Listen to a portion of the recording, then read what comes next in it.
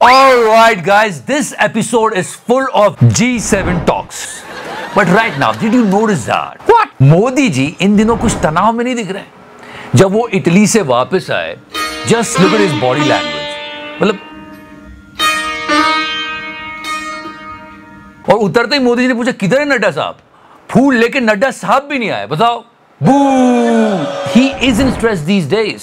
कपड़े भी नहीं बदले मोदी जी ने इतने, बहुत लोगों ने नोटिस किया है। There are reasons, RSS वालों के स्टेटमेंट्स आ रहे हैं, हर चीज महंगी होती जा रही है, नीट स्कैम जिस पर हम बात करेंगे, बहुत कुछ चल रहा है। कुछ स्लोगन कैसे चेंज हो जाते हैं, किसी को सुनाने वाली बात नहीं है, पर कैसे बदलते हैं। मतलब इलेक्शन के पहले मोदी जी किसी और को इटली भेज रहे थे, वो खुद चले गए, अभी काम से गए। And people should understand that, specially Godi media इतना क्या क्या ट्वीट कर रहे हैं दलाल। You know, memers and trollers, if they are making Modi Meloni jokes, चलो ठीक है, उनका चलता है, पर उनको भी एक लिमिट में रहना चाहिए। बट आज तक से मिलिए।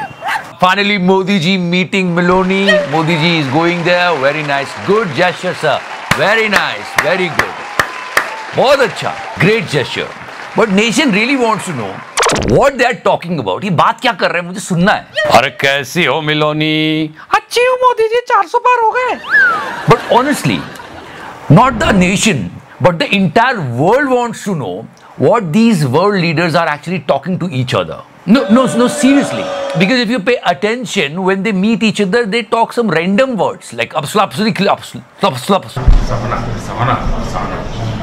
Thanks for this opportunity.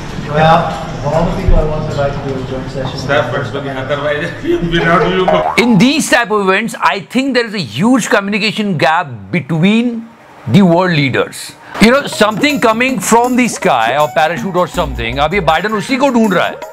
फिर मिलोनी ने कहा, अरे चचा वो आ चुका है, it arrived, come back. But let's come back to Modi and Miloni meet. They were greeting each other, it's completely okay. पर इस पूरे वीडियो में से एक पिक्चर निकल गया, सिर्फ एक पिक्चर, और वो पिक्चर थी ये। लोग शुरू हो गए। ट्रोलर्स, मीमर्स का तो समझ में आता है, but what is wrong with आज तक? Seriously, they put this picture and they were saying give the caption. अच्छा, इस तस्वीर को क्या कैप्शन देंगे? ये है नंबर 1 चैनल के हाल।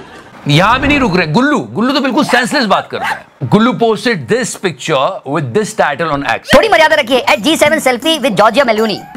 पकड़ के मैं आपको 2 शब्द कहता हूं। एवरीबॉडी वाज लाइक, गुल्लू तू इतना क्यों चल रहा है? ये 2 वर्ल्ड लीडर्स है, वो अपने सेल्फीज ले रहे हैं, तू काम की बात करना। क्या डिस्कशन चल रही है G7 में देश को लेकर? देश का नाम होना चाहिए। And usually when people are posting like that at this venue, selfie with him or her, तो वो अपनी बात कर रहा होता है। बट तू इतना खुश हो रहा है, कोई बात नहीं, तू भी बैठ जा, थोड़ी मर्यादा रखिए। All those were saying that what a selfie. No, it was not a selfie. It was a video. And that was the video. Hello from the Melody team. And Indians were like, इसी hashtag पे तो हम सारे meme upload कर रहे हैं, तो ये सारे मीम देख रही है क्या?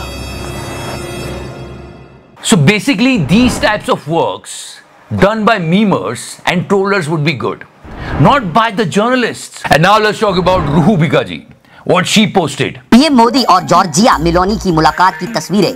Hold on for a second. She is also a prime minister of Italy. What are you writing over here? PM Modi और जॉर्जिया मेलोनी। Seriously, ये कोई विपक्षी दल की नेता नहीं, इनको तो इज्जत दे दो। ये तो विपक्ष वाले क्या क्या बोलते रहते हैं, चमचे। And to be really honest, if the country is getting respect, we will be really happy. And the best meet was between these two guys. And the entire country was looking forward for this. और ये दोनों क्या discuss कर रहे हैं? कहीं ये तो डिस्कस नहीं कर रहे हैं। और रुकवा दी पापा। No, seriously, इस एड का ओरिजिन यहीं से हुआ था। एंड ज़ेलेंस्की वाज लाइक, अरे मोदी जी आपने वॉर रुकवा दी, हमें पता भी नहीं चला, ना पुतिन को पता चला, हम तो लड़ ही रहे थे, कमाल कर दिया आपने रुकवा दी, हमको पता भी नहीं चला। और ये जब एड आया था तब मैंने कहा था ये 40-45 सीटें बीजेपी की खा जाएगा। जिन लोगों ने ये एड डिजाइन किया है, सोचा है, बनाया है, अपोजिशन पार्टीज को उनको कुछ गिफ्ट विफ्ट देना चाहिए। क्या कमाल काम किया यार। After the election in G7 meeting, people are still recalling this ad, and especially these Modi and Miloni memes. ये पिक्चर्स ऐतिहासिक है। Let me tell you why. क्योंकि बीजेपी के आईटी सेल वाले पूर्व प्रधानमंत्रियों की पिक्चर्स लगाते थे और बोलते थे ये देखो ऐसे थे प्रधानमंत्री। अब तो ऐसे पिक्चर मोदी जी के भी आ रहे हैं।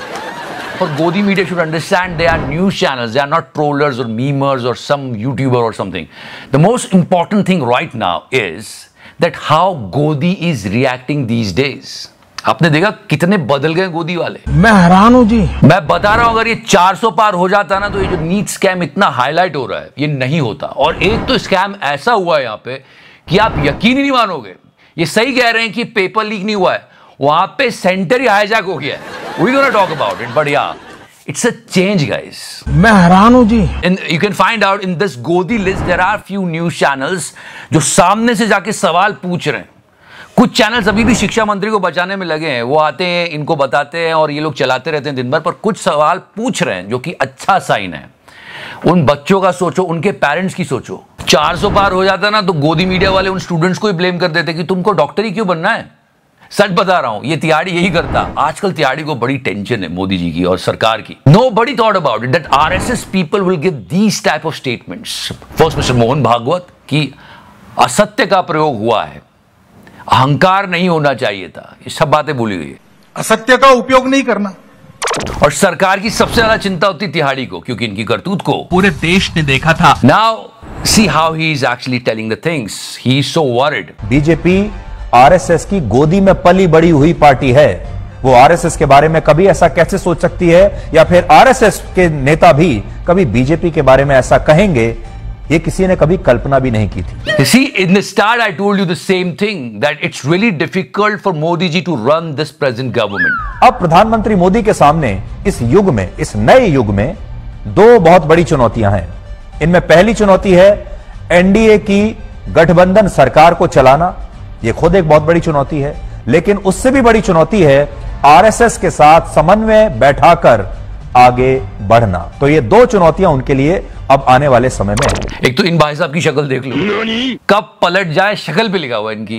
There are so many factors. और विपक्ष वाले तो रोज उठ के बोलते थे आज गिरा रहे हैं हम, आज गिरा रहे हैं सरकार, आज गिरा रहे हैं। एंड मोटा भाई मस्ट बी थिंकिंग कि किससे बात करी होगी इन्होंने, कौन है। So this is all going on guys, and now one of the craziest cheating in this world.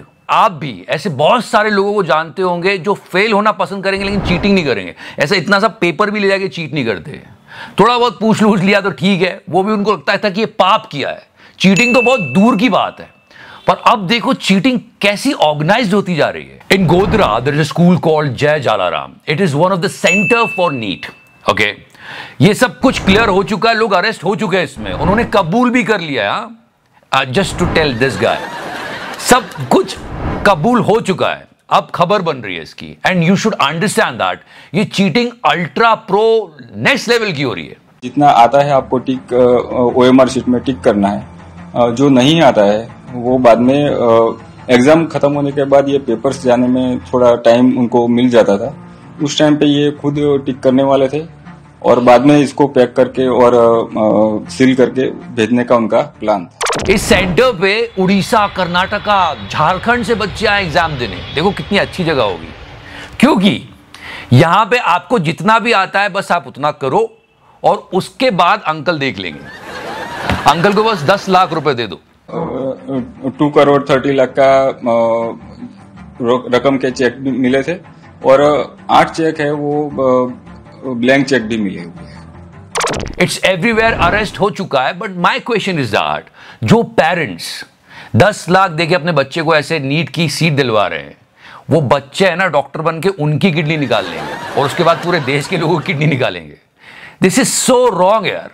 कोई मॉरल वैल्यू है कि नहीं?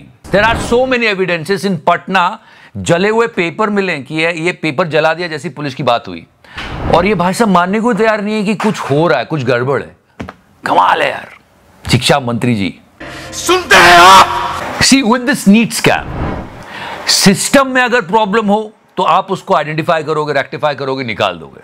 पर यहां तो पूरा सिस्टम ही करप्ट है, करप्शन पे ही बना हुआ है। Once a great man said it's an organised loot, और जिसने भी चीटिंग करी उसकी या it is actually happening because NTA, national testing agency, इसके चीफ है मिस्टर विनीत जोशी। इस पर सारे आरोप लग रहे हैं कि इन्होंने धांधली की है, ये किया है, वो किया है। तो एनटीए वालों को इन्वेस्टिगेट करने के लिए एक टीम बनाई गई।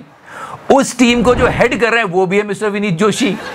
तो यही सब चल रहा है। अगर 400 पार आ गए होते मित्रों तो इतनी बातें भी नहीं हो पाती, सोचो आप।